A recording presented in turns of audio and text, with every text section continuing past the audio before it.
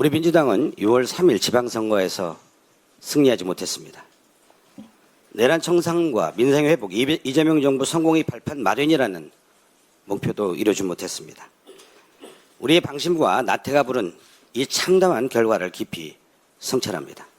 도대체 납득할 수 없는 상황이 벌어지긴 했지만 그 조사도 우리 국민이 저에게 또는 이 정권에 주는 경고다. 이런 선택 무섭지 않습니까?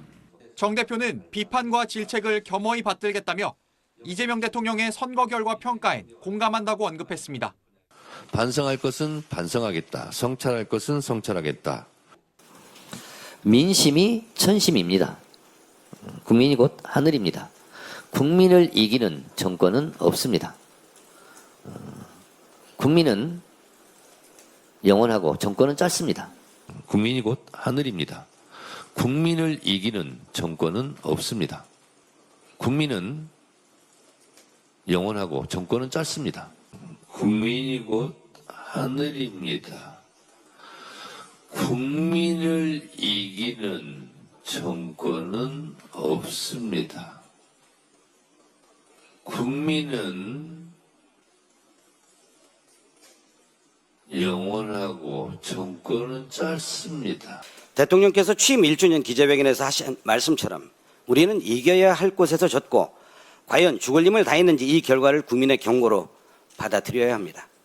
국민은 이재명 정부를 전폭 지지하며 민주당이 그릴 대한민국과 삶의 힘이 되는 비전을 듣고 싶어 했지만 우리는 그 마음을 헤아리지 못했습니다.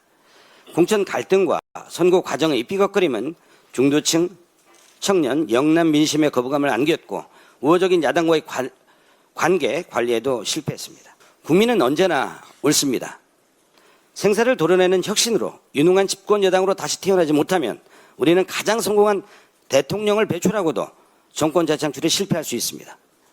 국민의힘을 택한 국민의 마음까지 헤아리지 못한다면 2028년 총선과 2030 대선에서 더 큰 실패를 마주하게 될 것입니다.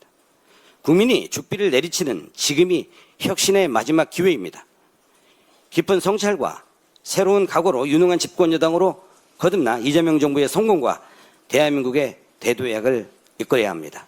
이번 선거에서 우리는 많은 지역에서 승리했습니다. 그러나 그것만으로 모든 것을 설명할 수 없습니다. 분명한 것은 우리는 이길 수 있었던 곳, 반드시 이겨야만 했던 곳에서 아쉬운 결과를 얻게 됐습니다.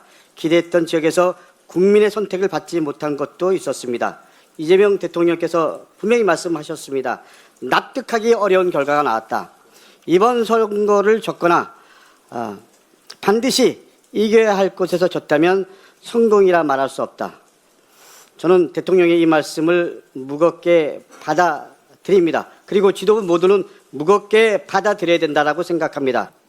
이번 지방선거에서 당의 주인은 누구였습니까?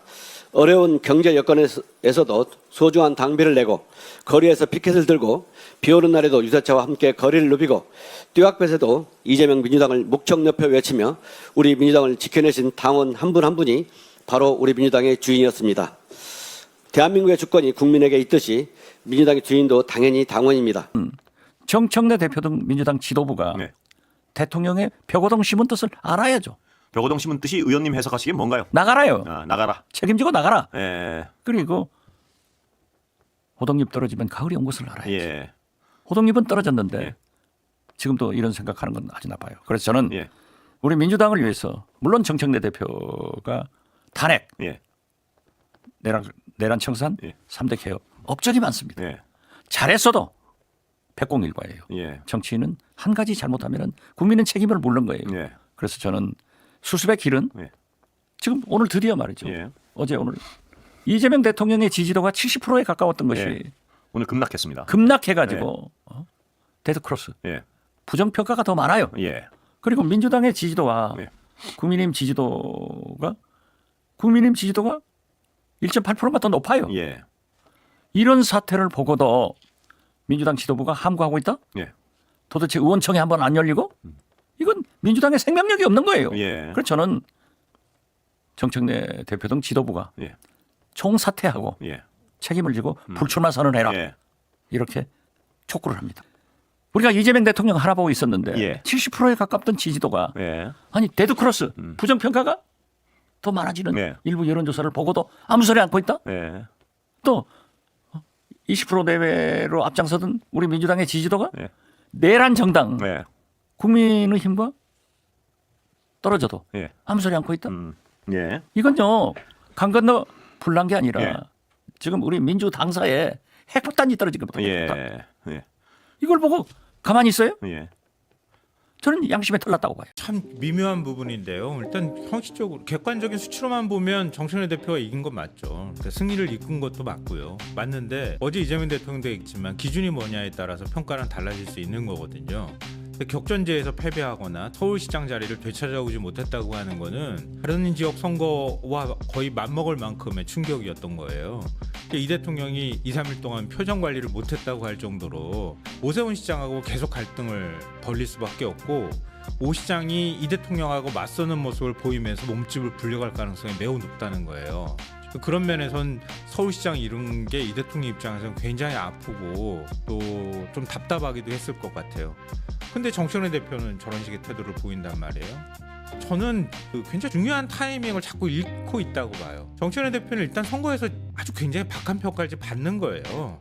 당원들이 받았던 충격과 상실감을 안다면 오히려 그걸 안으려고 해야지 맞거든요. 근데 자꾸 그렇게 피해가려고 한단 말이에요. 이긴 선거든 아니든 간에 그 상실감에 빠져있는 당원들을 보듬어주면 안 돼요.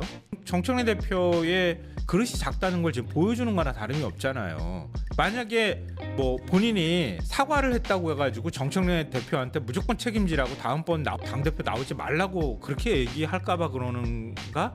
근데 그렇지 않을 거란 말이에요. 그러니까 이 대통령은 오히려 더 그걸 그렇게 규정하려고 하는 모습들을 보이는 거 아닌가 싶고요. 좀 더 솔직하게 말씀드리면 어제 이 대통령은 정청래 대표는 안 돼라고 X표를 저는 그었다고 봐요. 정청래 대표는 성적표를 저는 받아들었다고 봐요.